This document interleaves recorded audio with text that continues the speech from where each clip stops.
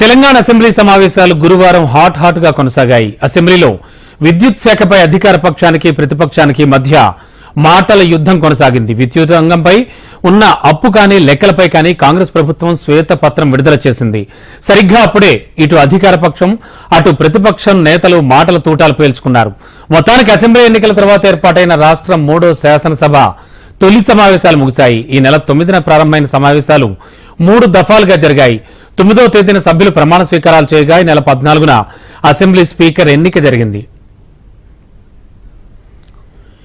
కొత్త ప్రభుత్వం ఏర్పడ్డ తర్వాత జరిగిన అసెంబ్లీ సమావేశాలు కావడంతో ఉభయ సభలను ఉద్దేశించి గవర్నర్ తమిళిసై ప్రసంగించారు. గవర్నర్ ప్రసంగానికి ధన్యవాదాలు తెలిపే తీర్మానంపై చర్చ, అలాగే సీఎం సమాధానం మరుసటి రోజు జరిగింది.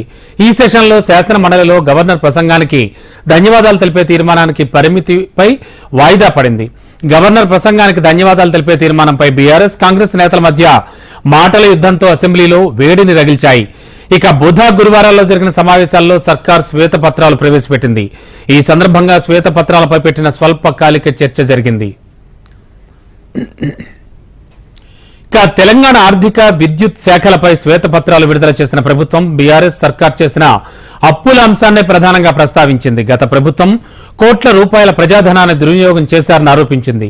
ఈ సందర్భంగా ఇరిగేషన్, పౌర సరఫరాల సంస్థ అప్పులను శ్వేతపత్రాల రూపంలో ప్రచురించారు. మిగులు రాష్ట్రాన్ని అప్పుల పాలు చేసి ప్రతి కుటుంబంపై 7 లక్షల చొప్పున అప్పు మోపారంటూ ఆరోపించారు.